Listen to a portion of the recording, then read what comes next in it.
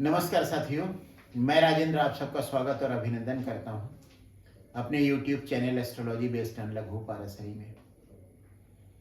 आज बात मैं करने जा रहा हूं राहु के गोचर की। राहु के गोचर पर केवल एक राशि पर, मेष राशि पर मैं मेष लग्न में राहु के गोचर के ऊपर एक वीडियो में बना चुका हूं। और मेष लग्न मैंने रेफरेंस के लिए इसलिए ली थी ताकि डिटेल से गोचर के बारे में आपको बता सकूं। अब बात मैं कर रहा हूं वृष लग्न की, इसे फिर रेफरेंस मानिए आपको समझाने के लिए दूसरी लग्नों के लिए। वृष लग्न का मतलब यह होगा कि लग्न में 2 का अंक आएगा, क्योंकि वृष राशि का अंक 2 है जो शुक्र की राशि है। और राहु वृष लग्न के लिए 11वें भाव में है, मीन राशि में। गुरु इस वर्ष मेष में है और शनि कुंभ में ही चल रहा है। गुरु और शनि की बात मैं कर चुका हूं, राहु की बात करने जा रहा हूं, इसके बाद केतु की बात करूंगा। मेष लग्न में जो कालपुरुष की लग्न है, मेष लग्न की कुंडली कालपुरुष की कुंडली कही जाती है, उसमें राहु 12वें भाव में आया था। अब जब यहां वृष लग्न हुई तो राहु 11वें में आ गया। उसी तरीके से जब यहां पे मिथुन लग्न होगी तो राहु 10वें में आ जाएगा। और जब कर्क लग्न होगी तो राहु 9वें भाव में आ जाएगा। जब सिंह लग्न होगी तो राहु 8वें भाव में आ जाएगा। और कन्या लग्न होगी तो राहु 7वें भाव में आ जाएगा। तो उस हिसाब से हम फलों की बात करेंगे, फल बदलते रहेंगे। ज्यादातर भावों में, लगभग सभी भाव में 2 तरीके के फल मिलते हैं व्यक्ति को। करीब लगभग सभी भाव में 2 तरीके का फल व्यक्ति पाता है। उदाहरण के तौर पर अगर छठे भाव की बात करें तो छठा भाव संतान अर्थात जीव का, चेतन का भाव हो गया। और जब लर्निंग एबिलिटी की बात करते हैं तो अब वह अचेतन की बात करते हैं, जड़ की बात करते हैं। उसी तरह से उदाहरण के तौर पर अगर दूसरा भाव ले लें तो जब परिवार की बात करते हैं तब हम जीव की बात कर रहे हैं, चेतन की बात कर रहे हैं। और जब धन की बात कर रहे हैं तब वह अचेतन की बात कर रहे हैं, जड़ की बात कर रहे हैं। तो अगर क्रूर ग्रह कोई प्रभावित कर रहा है द्वितीय भाव को तो वह धन देने में तो सक्षम हो सकता है, लेकिन परिवार के लिए अच्छा नहीं होगा।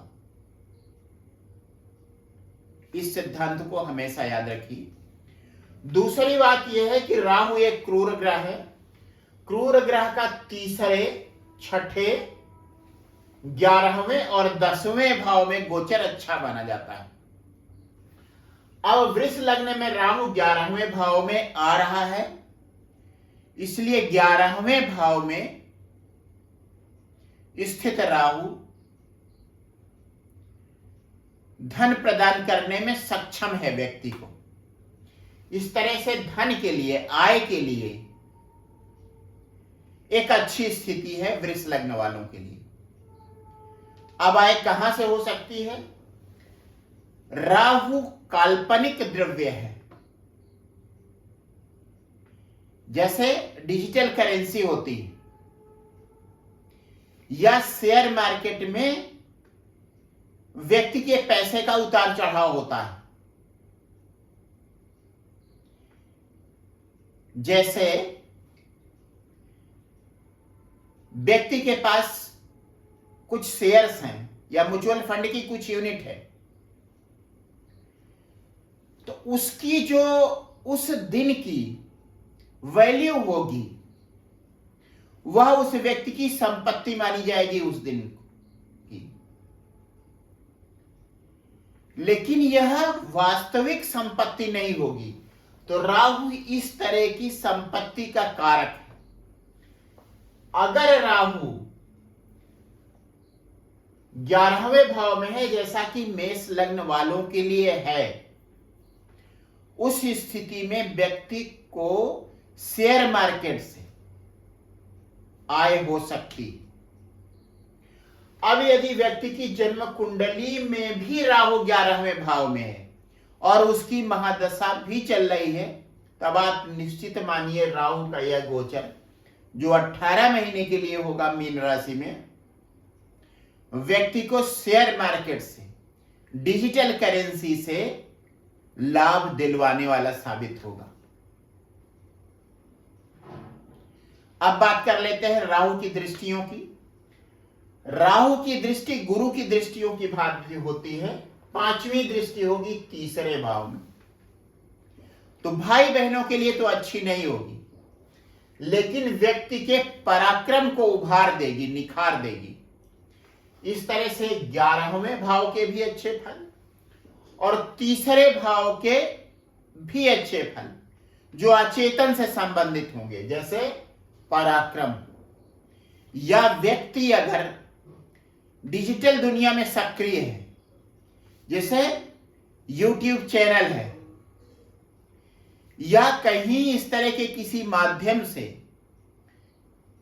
जिसको मीडिया कहते हैं या सोशल मीडिया कहते हैं, उससे जुड़ा हुआ है, तो राहु की यह दृष्टि अच्छी साबित होगी, लेकिन भाई बहनों के लिए अच्छी नहीं होगी। उसी तरीके से राहु की दृष्टि पड़ेगी 7वें भाव पर, जो संतान के लिए तो अच्छी नहीं होगी, लेकिन टेक्निकल लर्निंग के लिए अच्छी साबित होगी। केतु भी यहां पर स्थित है और केतु कंप्यूटर साइंस का कारक है, कंप्यूटर का कारक है। तो व्यक्ति की टेक्निकल एजुकेशन के लिए राहु की दृष्टि और केतु की वहां पर उपस्थिति एक अच्छी बात होगी, लेकिन संतान के लिए अच्छी बात नहीं होगी। राहु की दृष्टि और केतु का वहां उपस्थित होना यह बताता है कि व्यक्ति अपनी संतान को लेकर आशा निराशा के बीच झूलता रहेगा। उसके बाद राहु की 9वीं दृष्टि आएगी 7वें भाव पर, जो पत्नी का भाव है। और शनि भी मैंने इसीलिए बना रखा है यहां पर। शनि की 10वीं दृष्टि आएगी 7वें भाव पर। राहु की 9वीं दृष्टि और शनि की 10वीं दृष्टि, 2 क्रूर ग्रहों की 7वें भाव पर दृष्टि व्यक्ति के वैवाहिक जीवन के लिए अच्छी नहीं होगी।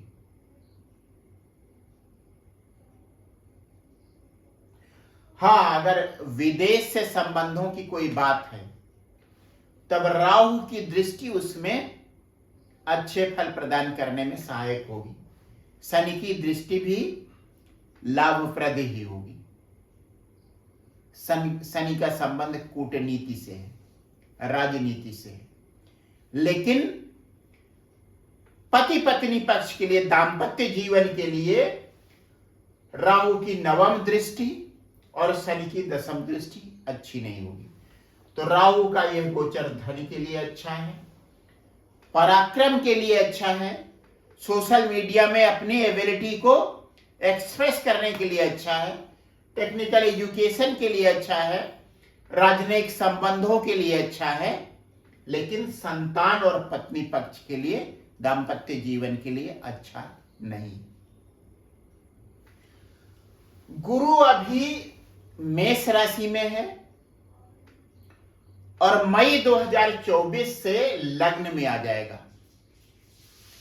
जब यह लग्न में आएगा तो गुरु की 7वीं दृष्टि पड़ेगी दाम्पत्य जीवन वाले भाव पर। दाम्पत्य जीवन वाले भाव पर 3 ग्रहों की दृष्टि हो जाएगी, 2 क्रूर ग्रहों शनि और राहु की दृष्टि और एक गुरु की दृष्टि। तो जो एक काफी खराब स्थिति बन रही है इस समय। अगले साल 2024 से 25 के बीच गुरु लग्न में स्थित होकर उस स्थिति में कुछ सुधार करेगा, उसे ठीक करने की कोशिश करेगा। और गुरु की 5वीं दृष्टि आएगी पंचम भाव पर, तो संतान पक्ष में, संतान पक्ष से भी व्यक्ति को कुछ बेटरमेंट मिलेगा, कुछ अच्छा होगा उसके लिए। अब यह जो वृष लग्न है, एक थोड़ी सी पॉलिटिकल बात हो जाती है। भारत की कुंडली में वृष लग्न ही है भारत की। अब अगर 2024 में गुरु का गोचर हो जाएगा, गुरु लग्न में आ जाएगा, एक अच्छी स्थिति जहां दिग्बली होगा। शनि 10वें भाव में अपनी मूल त्रिकोण राशि में, और राहु 11 भाव में जो इच्छा पूर्ति का भाव है। ध्यान रखें, मई के बाद या मई में ही आम चुनाव भी होंगे, तो वे आम चुनाव इस देश की जनता के लिए, इस देश के लिए एक मौका देंगे, एक मौका बनेंगे। गुरु की दृष्टि, शनि की दृष्टि और राहु की दृष्टि जो 7वें भाव पर पड़ रही है, उसके कारण, साथ ही साथ गुरु, शनि और राहु की स्थिति के कारण एक अच्छे भविष्य के नींव रखने की। 7वां भाव फिर से राजनयिक संबंधों का भाव होगा। गुरु की उस पर दृष्टि होगी, शनि की 10वीं दृष्टि होगी और राहु की 9वीं दृष्टि होगी। तो राजनयिक संबंध, व्यावसायिक संबंध विदेशों से बनेंगे जब 2024 में गुरु लग्न में आ जाएगा, शनि 10वें भाव में होगा और राहु 11वें भाव में होगा। ये तो बात हुई भारतवर्ष की, अपने देश की बात, 2024 और 2025 की। उसके बाद आगे बढ़ते हैं। जब यहां मिथुन लग्न होगी, उस समय राहु आ जाएगा 10वें भाव में, और 10वें भाव में मीन राशि होगी। 10वें भाव में भी राहु अच्छे फल देगा। हाँ, माता के लिए अच्छा नहीं होगा। उसकी 5वीं दृष्टि होगी दूसरे भाव पर, धन के लिए अच्छा होगा। व्यक्ति अपने प्रोफेशन से, अपने व्यवसाय से, अपनी नौकरी से जो धन अर्जित करेगा, उसका संचय करने में भी सक्षम होगा। साथ ही साथ उसकी 9वीं दृष्टि पड़ेगी 6ठे भाव पर। 6ठे भाव पर राहु की दृष्टि खराब नहीं है। व्यक्ति अपने शत्रुओं को परास्त करेगा, और अगर कोई मुकदमा चल रहा है तो उसमें जीत की संभावना भी बनेगी। ये बात हुई मिथुन लग्न की। अब बात करते हैं कर्क लग्न की। कर्क लग्न में राहु आ जाएगा 9वें भाव में। मीन राशि होगी 9वें भाव में, जहां पर राहु आ जाएगा।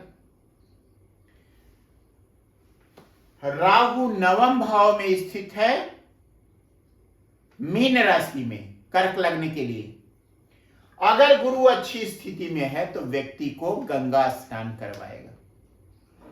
हर व्यक्ति के कारक अलग अलग होते हैं धर्म को लेकर। अगर गुरु 9वें भाव में है तो व्यक्ति धार्मिक ग्रंथों का अध्ययन करेगा, धार्मिक आचरण करेगा। अगर राहु 9वें भाव में है तो व्यक्ति गंगा स्नान करेगा। साथ ही साथ उसकी रुचि दूसरे धर्मों पर भी हो सकती है, क्योंकि राहु का अर्थ ही विजातीय होता है। विजातीय, दूसरा धर्म, दूसरा देश, विदेश, विजातीय, अंतरधर्मीय। तो राहु की नवम भाव में जो दृष्टि उपस्थिति होगी, व्यक्ति को गंगा स्नान करवाएगी, साथ ही साथ दूसरे धर्मों के प्रति आकर्षित भी करेगी। अब जब लग्न में सिंह राशि होगी तो राहु आएगा अष्टम भाव में, फिर से एक अच्छी स्थिति नहीं।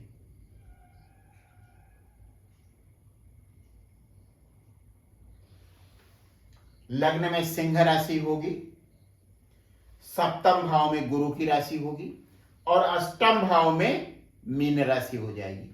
तो अष्टम भाव का राहु अच्छे फल व्यक्ति को नहीं देगा। वसीयत विरासत को लेकर व्यक्ति चिंतित हो सकता है। किसी तरीके का अगर इंश्योरेंस का पैसा मिलना है तो उसमें दिक्कत आ सकती है। किसी तरीके का भ्रम पैदा हो सकता है। तो सिंह लग्न वालों के लिए राहु का अष्टम भाव में होना मीन राशि में अच्छा नहीं। अब बात आएगी कन्या लग्न की। लग्न में कन्या राशि का अंक 6 आ जाएगा और सप्तम भाव में गुरु की राशि मीन आ जाएगी, राहु यहां आ जाएगा। व्यक्ति के दांपत्य जीवन को खराब करेगा राहु। हां, अगर व्यक्ति कोई नेटवर्क बनाना चाह रहा है, कोई बिजनेस करना चाह रहा है, तो उसमें संभल कर थोड़ा आगे बढ़ सकता है, क्योंकि राहु भ्रमित कर सकता है, झूठ बोलने वाले लोगों के साथ संबंध बना सकता है। तो कुल मिलाकर कन्या लग्न के लिए सप्तम भाव में राहु का गोचर किसी भी तरीके से अच्छा नहीं होगा। उसकी 5वीं दृष्टि होगी द्वादश भाव पर। विदेश के साथ संबंधों के लिए राहु की यह स्थिति अच्छी होगी। अगर व्यक्ति किसी ऐसे प्रोफेशन में है, किसी ऐसे बिजनेस में है जिसमें उसे विदेश जाना पड़ सकता है, तो 12वां भाव जहां राहु की 5वीं दृष्टि पड़ेगी, एकादश भाव में राहु की 5वीं दृष्टि पड़ेगी, द्वादश भाव में नहीं पड़ेगी। तो राहु की 5वीं दृष्टि किसी व्यापार से पैसा कमाने के लिए ठीक होगी। हाँ, व्यक्ति को ध्यान यह रखना पड़ेगा कि उसके जो व्यावसायिक पार्टनर हैं वे उसे धोखा ना दें। तो व्यावसायिक पार्टनर्स को चुनने में उसे सावधानी बरतनी पड़ेगी। 7वीं दृष्टि लग्न पर पड़ेगी, फिर से ठीक नहीं रहेगा। वैवाहिक जीवन के लिए ठीक नहीं रहेगा, आय के लिए ठीक रहेगा, स्वास्थ्य के लिए अच्छा नहीं रहेगा। और उसकी 9वीं दृष्टि पड़ेगी तृतीय भाव में। तृतीय भाव में उसकी दृष्टि ठीक है, 11वें और तृतीय भाव में उसकी दृष्टि ठीक है। उसकी सप्तम भाव में राहु की उपस्थिति दांपत्य जीवन के लिए ठीक नहीं है। और लग्न में उसकी स्थिति जहां केतु भी उस स्थित होगा अच्छी नहीं करेगा राहु और केतु की वहां उपस्थिति। व्यक्ति को किसी तरह की बीमारी का भ्रम हो सकता है, व्यक्ति निराश हो सकता है केतु की उपस्थिति से, और अगर कोई बीमारी हो रही तो उसकी डायग्नोसिस में दिक्कत आ सकती है। उसके बाद बात आएगी तुला लग्न की। तुला लग्न में 6ठे भाव में गुरु की राशि आएगी मीन, जहां पर राहु स्थित होगा। तो जैसा मैंने पहले बताया, तीसरे भाव, 6ठे भाव और 11वें भाव, 11वें भाव और 10वें भाव से राहु के गोचर के अच्छे फल व्यक्ति को मिलेंगे। तो तुला लग्न में 6ठे भाव में राहु का गोचर हो रहा है। तो तुला लग्न वालों के लिए राहु का यह गोचर अच्छा साबित होगा। व्यक्ति अपने विरोधियों पर विजय प्राप्त करेगा, मुकदमे में उसकी जीत होगी और अपनी बीमारियों से जूझने की क्षमता वो प्राप्त करेगा। यहां पर किसी शुभ ग्रह की स्थिति, विशेष करके जैसे चंद्रमा या बुध की, उस स्थिति में व्यक्ति बिल्कुल निढाल हो जाता है। अगर चंद्रमा या बुध की महादशा अंतर्दशा आ गई, राहु व्यक्ति को बीमारियों से जूझने की क्षमता देता है और अपने विरोधियों को परास्त करने की क्षमता देता है, मुकदमे में जीत हासिल करवाता है। राहुल गांधी की तुला लग्न की कुंडली है, तो राहु का यह गोचर राहुल गांधी के लिए अच्छा साबित होने जा रहा है।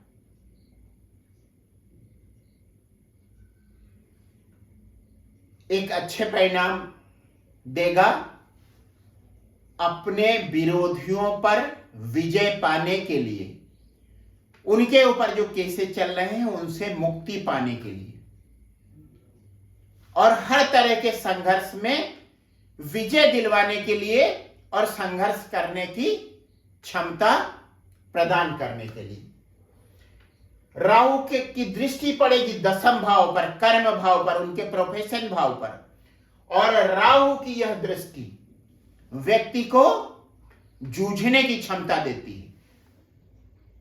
व्यक्ति कर्म करेगा, छठे भाव में राहु स्थित होकर उसे उसके कर्मों में सफलता दिलवाएगा। उसके बाद सातवीं दृष्टि 12वें भाव पर, उनका विदेशों के साथ संबंध बना रहेगा। फिर बात आती है दूसरे भाव की, सातवीं दृष्टि यहां पड़ेगी, नवम दृष्टि दूसरे भाव पर, जो परिवार का भाव है, सोनिया जी का भी भाव है, तो उनके स्वास्थ्य का ध्यान रखने की जरूरत राहुल गांधी को और उनकी मां को पड़ेगी। यह बात हुई तुला लग्न की। वृश्चिक लग्न में मीन राशि आएगी पंचम भाव में, राहु यहां उपस्थित होगा, संतान के लिए अच्छी स्थिति नहीं, टेक्निकल एजुकेशन के लिए अच्छी स्थिति। साथ ही साथ यह भाव है प्रेम का, और प्रेम किस तरीके का, जो काल्पनिक है, जैसे फेसबुक का, व्हाट्सएप का, इंस्टाग्राम का। तो इस तरह की चीजों से जो वृश्चिक लग्न के व्यक्ति हैं वे सावधान रहें, नहीं तो किसी तरह की बदनामी हो सकती है या फिर उन्हें धोखा मिल सकता है। यह बात हुई वृश्चिक लग्न की। अब बात करते हैं धनु लग्न की। धनु लग्न में चौथे भाव में राहु स्थित होगा मीन राशि में, मां के लिए अच्छी स्थिति नहीं, लेकिन उसकी नवम दृष्टि पड़ेगी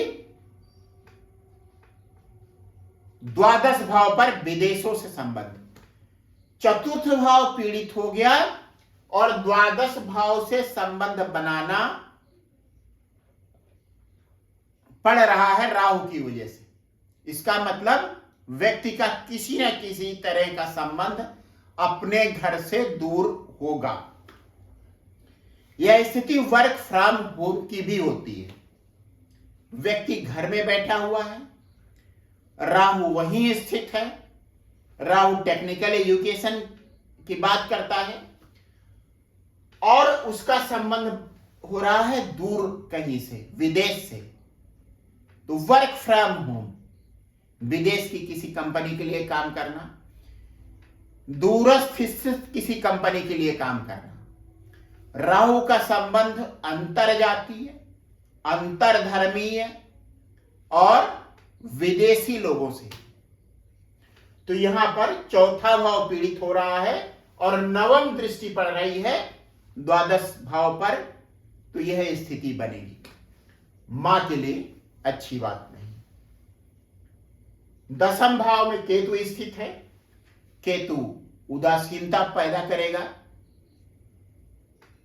व्यक्ति थका थका महसूस करेगा अपने काम में, लेकिन यदि अपने काम में लगा रहेगा तब केतु सफलता देने में सक्षम है। राहु की दृष्टि भी उसमें सहायक होगी। और उसकी जो पंचम दृष्टि होगी अष्टम भाव पर पड़ेगी। यह भी अच्छी स्थिति नहीं है, लेकिन चतुर्थ भाव है संपत्ति का और अष्टम भाव है विरासत में मिलने वाली संपत्ति का। उसकी संभावनाएं बन सकती हैं।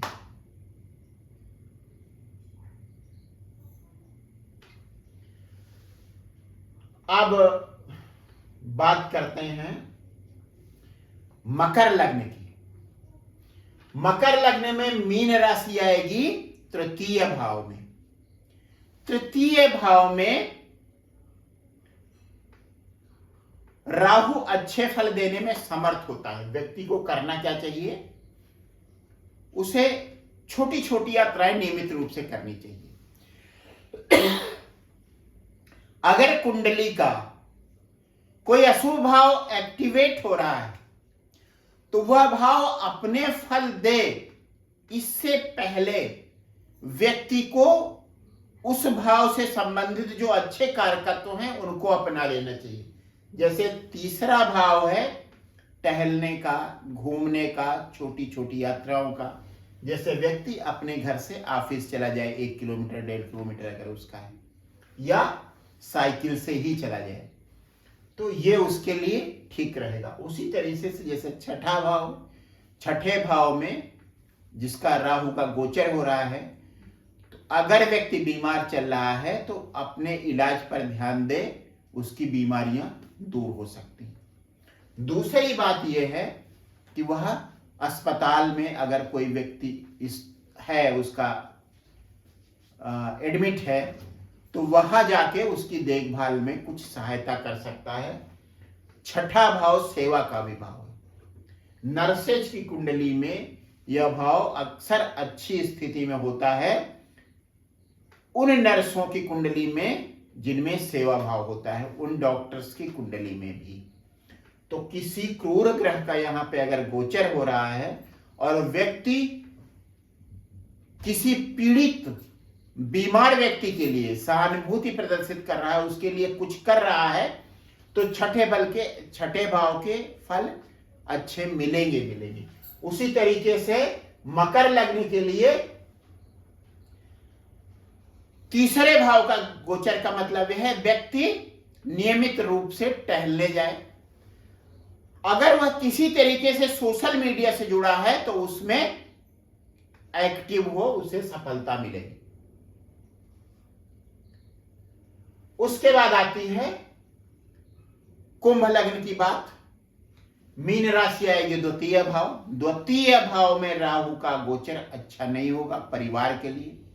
हाँ, व्यक्ति को अगर शेयर मार्केट की कोई जानकारी है तो उससे कुछ लाभ इस समय अवधि में राहु के 18 महीने के गोचर में व्यक्ति को मिल सकता है।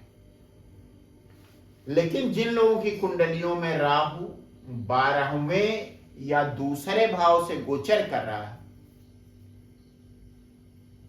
और वे किसी आभासी मुद्रा पर काम करने जा रहे हैं, जैसे बिटकॉइन पर लोगों ने पैसा लगाया था, तो हमेशा सावधान रहें।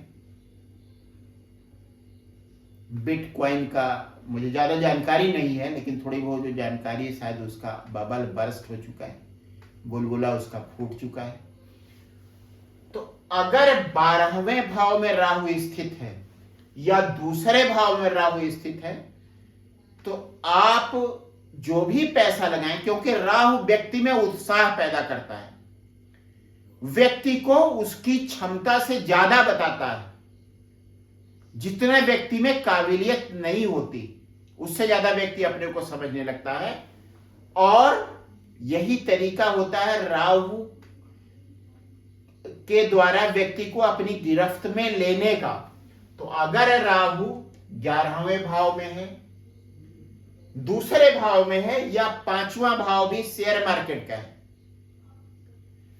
तो व्यक्ति को सोच समझकर किसी ढंग के एडवाइजर द्वारा सलाह लेकर पैसा लगाना चाहिए। किसी 5 रुपए, 10 रुपए या 20 रुपए वाली कंपनी में पैसा लगाने का मतलब यह है कि वो 10 रुपए वाली वैल्यू 0 हो जाएगी, जबकि व्यक्ति को लगता क्या है कि अगर 20 हो गया उस शेयर का प्राइस तो वो डबल हो जाएगा। लेकिन ऐसा होता नहीं। जो अच्छी कंपनी, अगर आप शेयर मार्केट में काम करने जा रहे हैं, राहु का गोचर आपके एकादश भाव, द्वितीय भाव या फिर पंचम भाव का शेयर मार्केट से सीधा सीधा संबंध होता है, तब सोच समझकर पैसा लगाएं। किसी एडवाइजर की मदद लें और आपकी जो लिमिट है उधार लेकर या अपनी संपत्ति को गिरवी रखकर पैसा न लगाएं। उसके बाद बात करते हैं मीन लग्न की। लग्न में मीन राशि, राहु उसमें स्थित हो गया, स्वास्थ्य के लिए अच्छी स्थिति नहीं। 1.5 साल तक व्यक्ति को ऐसी बीमारियां हो सकती हैं जिनकी डायग्नोसिस संभव नहीं है, देर से होती, डॉक्टर समझ नहीं पाते हैं। और राहु के बाद अगर किसी तरीके से गुरु की मदद मिलती है, गुरु का सपोर्ट मिलता है, तब हो सकता है वह बीमारी अपने आप ही गायब हो जाए। ऐसा मैं अपने अनुभव के आधार पर कह रहा हूं। राहु की सप्तम भाव पर दृष्टि, पंचम भाव पर दृष्टि अच्छी नहीं। दाम्पत्य जीवन के लिए सप्तम भाव पर दृष्टि अच्छी नहीं है और संतान के लिए पंचम भाव पर अच्छी नहीं राहु की दृष्टि। तो जिन लग्नों के लिए राहु का गोचर एकादश, खष्टम और तृतीय भाव से हो रहा है, उनके लिए अच्छी स्थिति। अब इस वीडियो को मैं यही समाप्त करता हूं। इसके बाद केतु के गोचर पर एक वीडियो में बात करूंगा। राहु के गोचर के अच्छे फल तभी मिलेंगे जब आपकी महादशा राहु की हो। दूसरी बात यह है कि फल तभी मिलते हैं जब कुंडली में उससे संबंधित कोई योग हो। अगर धन योग नहीं है आपकी कुंडली में, तो राहु प्रयास के बाद भी धन देने में समर्थ नहीं होगा, गोचर धन देने में समर्थ नहीं होगा। तो पहली शर्त यह है कि जन्म कुंडली में वह स्थिति हो। दूसरी शर्त यह है कि उससे संबंधित महादशा चल रही हो। उसके बाद जब राहु का गोचर होगा, तब एक उस विशेष पीरियड में व्यक्ति को उस क्षेत्र में विशेष सफलता मिलती है, जिसकी कुंडली गवाही दे रही है और महादशा जिसकी बात कर रही है। आपका बहुत बहुत धन्यवाद मेरे वीडियो को सुनने के लिए, लाइक करने के लिए और शेयर करने के लिए। यदि आपने किसी वजह से अब तक मेरा चैनल सब्सक्राइब नहीं किया है, तो उसे तुरंत सब्सक्राइब करें। एक बार फिर से आप सबको बहुत बहुत धन्यवाद।